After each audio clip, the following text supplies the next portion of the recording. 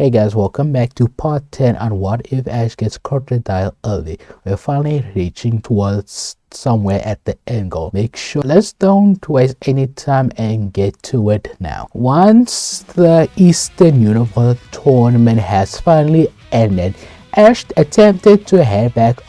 in the league, but unfortunately a very spirited trainer finally appeared, thinking that he's just on time for the tournament. But unfortunately, it's pointed out by Ash is way too late and the tournament's already ended. And also this begins to happen just like in the original, where Cameron attempted to quickly get his 8th badge, but Ash will come with him so he can witness how he wins. Meaning towards that point everything happens the same, and to the point where Cameron and Ash split off, in the next time they meet they will be in the league. Ash, before he could make towards the league, he met Virgil like in the original, and this time Ash noticed how strong Virgil is, and not to mention his EV evolution team, meaning that Ash would know Virgil will be part of the league, meaning that Ash has to be much more worried about Virgil here. In a long awaited journey for the next step for Ash and his friends, and they finally made it to the destination of the league. It's a much more spectacular league than any other tournament Ash and his friends has entered, and noting there's a lot more trainers than Ash expects, and noting that the universe seems to be a popular league, and Ash is not sure why, but he doesn't question because it's more exciting that way. And once he entered the building and registered, and not to mention he saw Cameron, and Cameron almost missed the reservation like in the original, but luckily Cameron made it in time to put on his entry, meaning he's going to be part of this huge tournament. And Ash seems to meet up with the other trainers that he met throughout the journey, like Bianca, Stefan, Trip, and even the Montgomery guy with that very tough fighting type Pokemon throw. Before Ash could enter his room and get a good night's sleep and ready for the tournament tomorrow, but someone entered his room and wanting to talk to Ash. Seemingly it's Trip here, and Ash simply is surprised by his appearance and asking why is he doing here, and Trip quickly simply replied, "You better not lose, because all day throughout my journey I've been thinking non-stop how I should crush you, but every time you defeat me I realize something. Ash, you are better than me, which is why I'm planning on defeating you at your best, especially towards your strong Pokemon, which is why I demand you better not lose until you and I meet in the battlefield." And this very strong statement seems to get Ash a bit sadder from it, but simply smirks at Trip, and Ash simply smirked, "I wasn't planning to be with. Once I win this whole tournament, I'm one step closer to become a Pokemon master." And with that simple resolve in him, Trip simply walks up, satisfied on Ash's question, and I just simply replied, Trip must be very serious if he really is thinking on really defeating you, Ash. And Cyrus simply says it's quite for Ash, especially towards him, because without Ash, I think Trip wouldn't get to a certain level that he thought he could never achieve alone, which is why he's kind of like thinking to you, Ash. And Ash is, you think, and he thinks back all the way to his previous league, where he thinks a certain purple head trainer. Yeah, I think I can get why. So the next day it's going to be Ash entering the tournament. So the next day for Ash quickly finds out how the tournament will be planning out the tournament. Since they have so much training, they can enable a certain role, a Robinson round tournament, meaning that a certain group of select trainers will face each other one at a time, and whoever has the most win in that group will move up to the next round of the tournament. Each group will have 4 trainers, and Ash is in group 6, and shockingly to reveal that Ash is in a group with Bianca, Stefan, and Montgomery, meaning that Ash is gonna face up opponents that he previous battled, the ones that he could defeat and the ones that he could not, especially towards Montgomery, because he knows that he's probably the strongest one, but Ash is feeling confident on his skill and his Pokemon that he's capable of handling much more better than last time. And once the Robinson officially begins, Ash finds out that his first opponent in the group that he's in is Burgundy, and Burgundy simply smiles at Ash and with fires in her eyes would prove that she will be a tough trainer for this, and demands that Ash will do his best, and Ash will pray you bet I will. A few more hours before Ash has to wait for the other groups of Robinsons to begin, but once it's his turn, he wastes no time and quickly rushes in towards the arena as he simply stares at Burgundy, waiting for the referee to begin the match. This battle is only going to be a 3-on-3 and substitution is allowed, and so the first trainer to lose all 3 of their Pokemon loses, and the winner is the one who defeats all of them. And the battle begins now. Faces Bianca will be a very interesting bout as those two stay one another. As remembers how Bianca is a very tough trainer as she managed to defeat Boulder and managed to have a very powerful Pokemon like Embo as he stood very confidently against Trade in the last tournament. But right now Bianca is a much more dangerous opponent for Ash, as Bianca with full confidence on winning as she sends out a Sergentino in battle. Ash has never fought this type of species before, so he pulled out his Pokédex, finding all the information he can get, finding that it's a normal type and he has the perfect Pokemon for it, as Ash sends out Scrappy for battle, and immediately Scrappy is feeling confident after the battles that he went through, and thanks to the extra training, thanks to Krookodile, allowing Scraggy to be a much more battling Pokemon than the original, allowing to have an early advantage with a powerful high jump kick as Chichina tries to its best too with an Iron type, but unfortunately the Iron typing is Fifth Chichina against Scrappy's fighting prowess. And throughout the battle, Scrappy is handling Chichina pretty well, almost too well in fact. Ash is suspicious, but Bianca simply goes and realizes what Ash went towards Bianca's trap as he quickly calls back for Scrappy to fall back, but unfortunately it's too late as Chichino unleashes a powerful test slap as the seemingly weak does seeming a lot more damage than expected as Chichino double slap Scrappy, making its cheeks very blurry and it's spiraling back in pure shock of all the damage that is taken, and Ash comments that was technician wasn't, and Bianca is finding out Ash's strategy,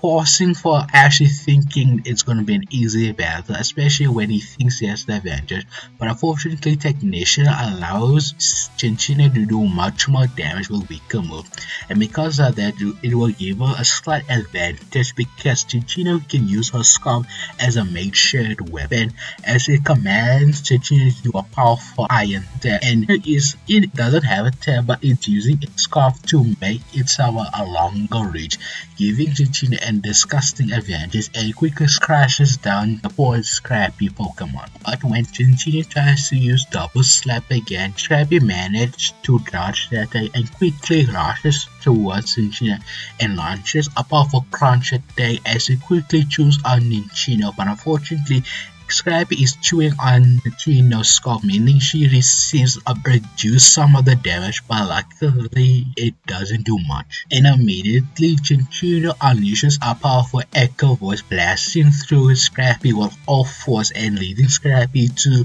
retreat for now and watching careful on Chinchino's movement. But unfortunately Scrappy won't have any time as Chinchino quickly uses Iron Tap and tries to use them like a powerful web crushing down Scrappy, but luckily for the fighting Pokemon, its endurance has increased over all the battles he went through, meaning that Scrappy is literally running away and trying its best to dodge, and Ash has to quickly think, but the only range move that Scrappy knows is Focus Blast, and that's a very tricky process because Focus Blast can miss. As Ash commands Scrappy to use a Focus Blast, the little fighting Pokemon closes its palms together and summons a powerful fighting aura and launches towards Cinccino, thinking this is a perfect shot towards Cinccino, but Bianca quickly countered to reverse the attack with a Tail Whip as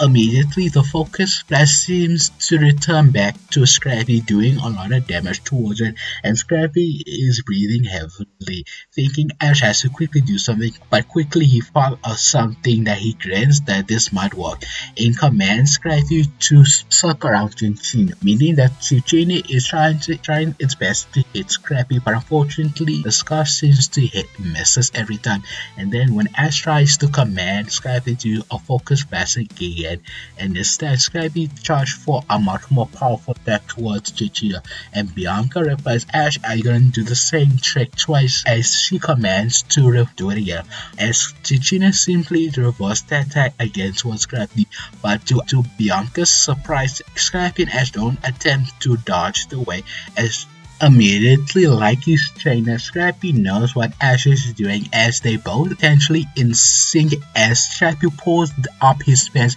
and this attack seems to ricochet the Focus back directly towards Cinccino, but it's much more faster because the momentum is quickly switched, meaning that Cinccino won't react in time, and not only that, she left her scarf too open in the air, meaning that Cinccino doesn't have a scarf to protect herself again, meaning she took the full blast from it. And not only that, Cinccino is struggling to get up, but unfortunately for her, Scrappy immediately charges in and pulls up on his knees and manages to do a high jump kick, meaning knocking out Cinccino here. Bianca is pretty disappointed because she really wants to showcase how Cinccino's prowess and capable that her species is capable of tough battles, but regrettably she turns Cinccino and praising it for the hard work battle, as Scrappy quickly went to as Ash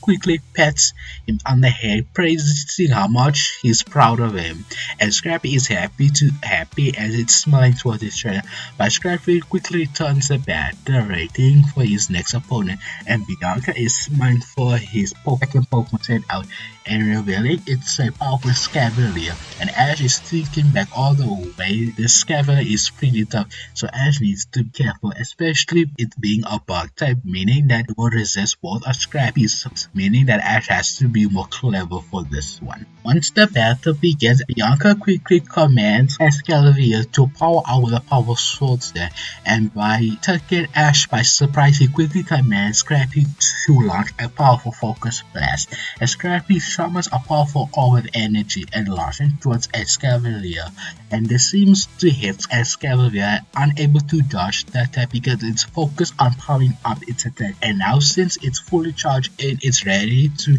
charge towards Scrappy with a powerful attack scissors, and this move simply is blocked by Scrappy's Pantheon, surprising Bianca for the moment and quickly retaliate with a powerful iron head, and this unfortunately Scrappy is literally tied up against Scavalier, meaning the only way to block the iron attack is with his own net, as he quickly used a powerful headbutt, but unfortunately the iron attack seems to win against the two headbutt, meaning Scrappy took critical damage from it, meaning that Scrappy is knocked out, leaving has to be disappointed but happy for Scrappy for his performance, returning to Scrappy and looking towards a certain command and smiling towards it. I know you can do this, Boulder, as he sends out for battle. Immediately the battle begins and Scavalier wastes no opportunity charging in for another Excessor, but Ash quickly commands for an iron defense as Boulder defends itself with a powerful aura surrounding it with steel iron type energy, increasing its defense further as Scavalier tries to hit it with Excessor. It seems does nothing, giving Boulder an opportunity with a powerful blast of rock slide towards Scavalier, and it simply is hitting by hundreds of rocks falling on top of it, giving Boulder another opportunity for a powerful flash cannon. But Ash Ketchum here managed to dodge the rock slide and managed to tackle the flash cannon pretty well and launches towards a powerful iron head. And this simply move seems to do a lot of damage towards Boulder, as Boulder has no defense against an ice steel type, but luckily it's managed to hold on time and launches a powerful flash cannon, and this time seems to scrape off a Scavalier as it does a second iron head, and this move seems to rear down Boulder here. Meaning that one move the job done. But unfortunately for Bianca, Ash is known for doing underbox strategy. And right now, because of it, Bianca is going to play more risky here and calling for a second sword stand. But unfortunately, the second sword won't help Bianca much because Boulder simply commands a powerful rock slide. This move seems to flinch Excalibur and also take him a lot of damage because of it, giving Boulder to launch a powerful flash cannon, leading Boulder to have a win here. Excalibur is knocked out, leaving Bianca pretty devastated. He didn't plan for Boulder to knock out Excalibur this early. Thinking back, Ash really thought a perfect strategy to counter Excalibur, and it played out pretty well. But luckily, Bianca was sent out her trustiest Pokemon, sending out her trusty Amo to battle. Ash looks towards Boulder, thinking that even though Boulder took some serious damage, but he knows that Boulder can stand in there, so he plans on keeping Boulder in, which means that Boulder is going to face a stronger Pokemon, and this time is a bigger disadvantage because Ember is the strongest Pokemon that Bianca has, meaning that it will showcase his power with powerful Ember. And unfortunately, Boulder isn't fast enough or the Iron Defense wouldn't help because the super effective damage is hard to ignore doing major damage. Luckily, Ash managed to pull out one move that could help in the situation, Sandstorm, meaning that Sandstorm is going to wear down Ember over time, but unfortunately it's too late for Ash to pull out this plan too early because Emma quickly hurry up towards a Boulder and slams its huge arm, crashing it down, meaning Emma managed to knock out Boulder and forcing Ash to call it back. The Sandstorm is doing its thing on doing some damage, but he's unsure that Ash could use the advantage, meaning that he's gonna rely on one Pokemon to knock it out. That's the perfect Pokemon to take out Ember as he sends out Swanna to battle, and immediately the difference is much more noticeable. The combination of Swanna's flying and water typing gives him the biggest advantage towards a fire and fighting type, meaning that Bianca really needs to work hard on this battle. And once the battle begins, Swanna immediately moves forward with a powerful aerial ace, crashing down Ember with a powerful wing attack and quickly vanishes off before Ember could retaliate with a powerful thrower, as this move seems to give Swanna a bigger opening with a powerful skull attack towards Ember and doing a critical damage, and Bianca knows Hammer Arm and Flamethrower won't do much against it. The only two moves that she has left for Ember to do after she commands a powerful rock slide towards Swanna. This move does seems to force Swanna to lower herself in the ground to able to dodge from the flying rocks, giving Ember a bigger opportunity when Swanna goes towards Ember in the lower angle, giving Ember a big opportunity with a power Hammer Arm. It doesn't seem to do much any more damage thanks to her typing resisting, but it's still damage and Swanna is feeling it, forcing itself to fly back up before Ember does any more serious damage as the Sandstorm quickly rises as all the Pokemon in the area is taking ship damage. But it seems like Ember is feeling it and taking the worst from it,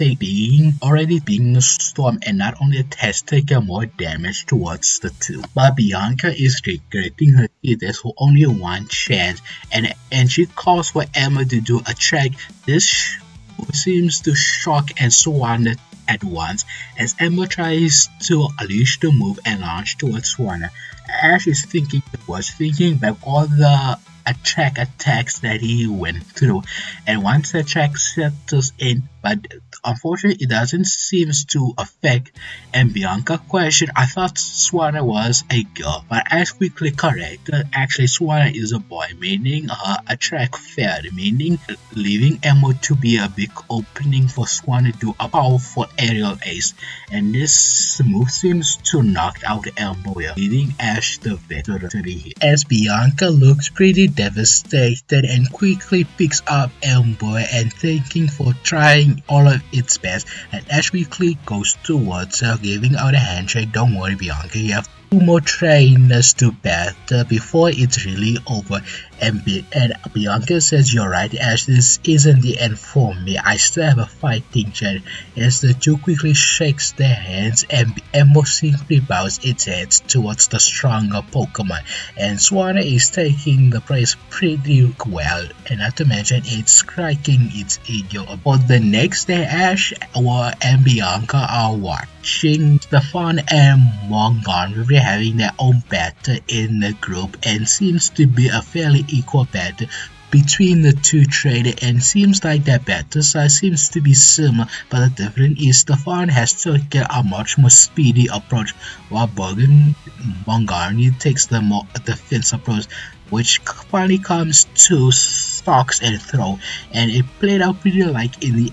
anime, and it played out pretty similarly how Stefan managed to pull out a win, meaning Montgomery really is avoiding a bit, but quickly realized the other two trainer that he needs to face is not to worry, because he fought the other trainer previously and he knows that trainer is pretty weak, but he doesn't want to underestimate any more trainers, especially towards Burgundy, even though it seems like it doesn't know what she's doing or the brightest, but she seems to be a very strong, capable trainer of alright, which is meaning the next day Ash will face the fun, meaning both trainer has exactly 1 point, and whoever wins this party is pretty much guaranteed to be on the top end of the group. But unfortunately it's going to be a hard battle for both trainers, for Ash he needs to prove that he proved from the previously that he isn't a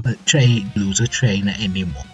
And for Stefan, that he lost to Ash previously the last time they fought, and he demands he wants to prove himself to be a better trainer before Ash, meaning the two trainers simply stare on water and wait for the referee to commence the battle, and the battle begins. Stefan sends out Lapon to battle, and Ash knows the perfect counter for this Pokemon, sending out his trusty Pokemon Pignite to battle. As the two wait for another, as Stefan quickly call out a move with a powerful Shadow Claw, and with the Scratch Cat simply dashes towards Pignite, unleashing our stated ghostly engine. But luckily Pignite is able to endure the attack and unleash a powerful break back towards the cat Pokemon, doing critical damage, but unfortunately Lapon quickly recovered it and managed to launch a powerful quick attack and end a combination of Shadow Claw. As Pignite could not handle that attack, he quickly uses a powerful flamethrower to close away from Lapon from any closer,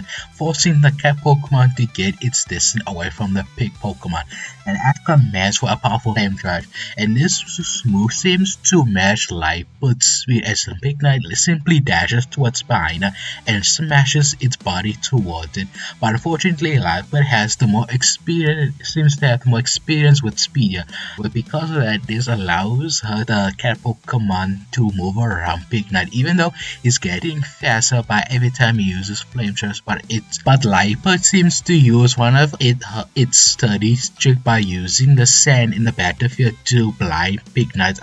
allowing her to have a critical hit with a powerful Night Slash. And because of this, Pignite is starting to lose its temper because Lapon is a very cruel cat and is taking advantage of the fighting Pokemon. Ash notices this cat is playing dirty, but quickly finds out that every time Pignite gets close or tries to attempt to hit the cat Pokemon, he quickly dodges out of the way and simply hits behind it, meaning that Urgent is avoiding being hit, and doesn't seem like it's getting tired from dodging the attack. Luckily, as always, Ash has an idea on slowing down Lapon, and he commands Pignite to use Fire Pledge, but spread it out throughout the battle as Pignite attempts to slam its fist towards the ground, and huge fire embers sports everywhere Lipan. And like as expected, it managed to dodge out of the way, but it wasn't Igna's intention on hitting Lipan. It's something on heating up the battlefield where the battle has become molten heat, meaning that Lipan is actually getting burned here, meaning that the cat Pokemon has a time crunch, and because the battlefield is on fire, it doesn't seem to affect the fire Pokemon, meaning Ash and Pignite will have a big advantage. And once Pignite uses a move like Flamethrower, it seems the move has been increased even further because of the environment, meaning that Flamethrower would do a lot more damage, but luckily Stefan hasn't been slacking out. He did it on those 8 badges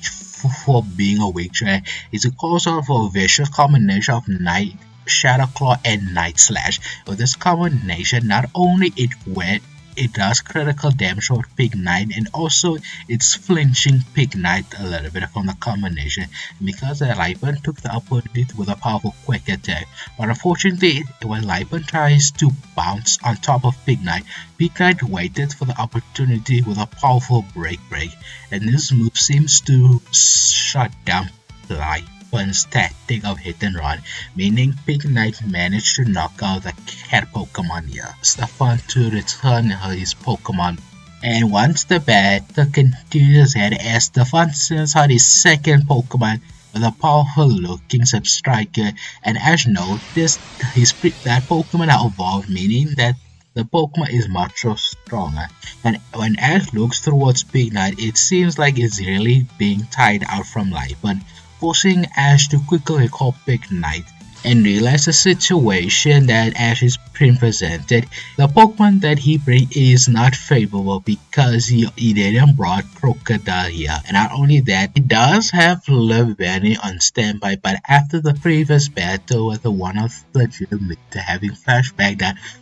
back then Swana's quadruple weakness to fire is too much to ignore. And he knows for a fact that the Crispies are capable of fighter move, so Ash won't risk it, so he has forcibly had to send out Duat here for battle. Luckily, Ash is the type of trainer to not care about the advantage and disadvantage, because Ash will find a way to make it work. As the battle is presented, Stefan won't take away his opportunity for an easy KO, calling out with a powerful wild charge, and immediately the Subscriber Pokemon quickly charge and will full force towards Duat. And Ash calls out for a waterfall underneath his Psychus feet, as Duat uses his dual shells and crash down the attack, making a makeshift water wall and forcing Subscriber too hard. But unfortunately, the momentum of the move made it impossible for the horse Pokemon to stop, allowing it to crash into the wall. And not only that, Duat simply jumps in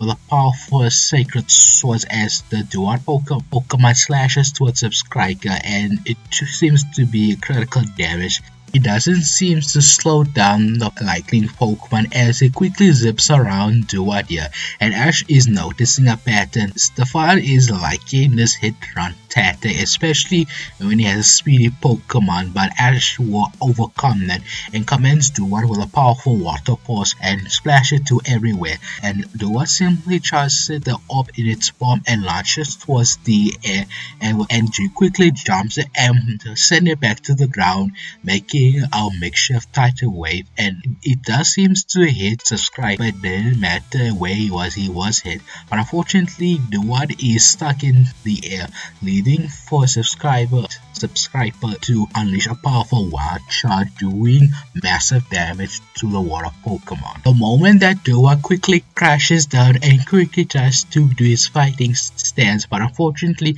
it's missing one of his shells, and quickly look towards the horse Pokemon. Seemingly it's holding one of its shells, and some quickly comment Ash is not the only one who can think out of the box, and immediately he commands Subscribers with a powerful flame charge, and this seems seems to cut Duar off guard, allowing subscriber to hit Duar here. And not only that, it seems to land a burn here, and not only that, subscriber has been gotten much more faster, and immediately it quickly charges forwards Duar with a powerful flame charge over and over again. And unfortunately for Duar here, he needs his extra shot to perform other moves like Sacred Sword, but unfortunately that's off the table. But luckily he can match the subscriber's speed with Aqua Jet, allowing Duar to call up in the ball, and this move seems to calm down the burn effect, but unfortunately subscriber is much more faster than it, as Duar attempted to headbutt it with all its force, but unfortunately subscriber to throw around, forcing Duar to crash the ground, hitting nothing. Duar has been unguarded, which leaves an opening for subscriber to a powerful double kick, as Duar simply spars in the arena but likely manages to stand up quick and launches towards a powerful water burst towards subscriber. This momentary hit managed to seem to let go of his shell, as Duar quickly caught it and able to execute Sacred Sword without any issues with a powerful crash down. But unfortunately, Duar also been caught by subscribers' powerful wild charge, meaning both Pokemon has been exchanging blows, and not only that, it seems to knock out both of the Pokemon, leaving both trainers to be surprised by this and quickly recall their Pokemon back. As Stefan quickly looks down to his only Pokemon left, but likely he grabs it and grins at Ash.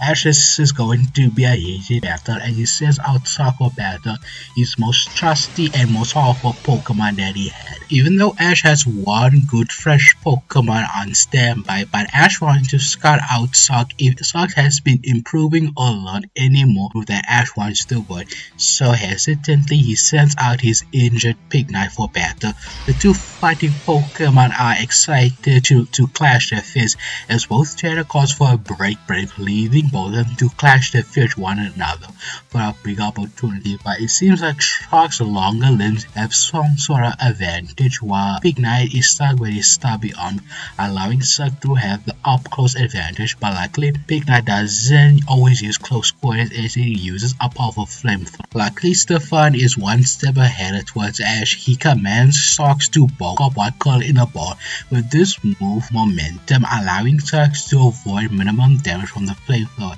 and not only that, it managed to pull off the bulk up, increasing its attack and defense, allowing Socks to clash with Pignite again with a powerful break and a powerful low sweep, and this move seems to slow down Pignite for more. But Ash countered this with a powerful flame charge, as Pignite simply slams its huge weight towards Socks here, but unfortunately it doesn't seem to wear down the fighting Pokemon, knowing the fighting Pokemon has been through a lot with weight training. Because of this, it doesn't seem to affect Sock as much, which allows Socks again to do a powerful low sweep, and for the second time Pignite is unable to move around because of its lower leg injury. And Stefan noticed Pignite's momentary weakness and unable to move, so Stefan will take advantage by calling Sock's strongest move, the powerful close combat, and Ash has to quickly thought of a situation for Pignite to somehow survive the attack. So he has an idea, but it's very risky, but it might have a chance for Pignite to survive. So he commands Pignite for a powerful flame pledge on itself, meaning the Pokemon is engulfed with huge flaming pillars, and not only that, both Pokemon are crying in agony, unknowing what to do for both trainers in the situation. This is where unfortunately we're going to end the episode here. Do you think Ash could win the battle against Stefan, or what do you think would happen? Make sure you follow for next week's upload for the second. Until next time, peace.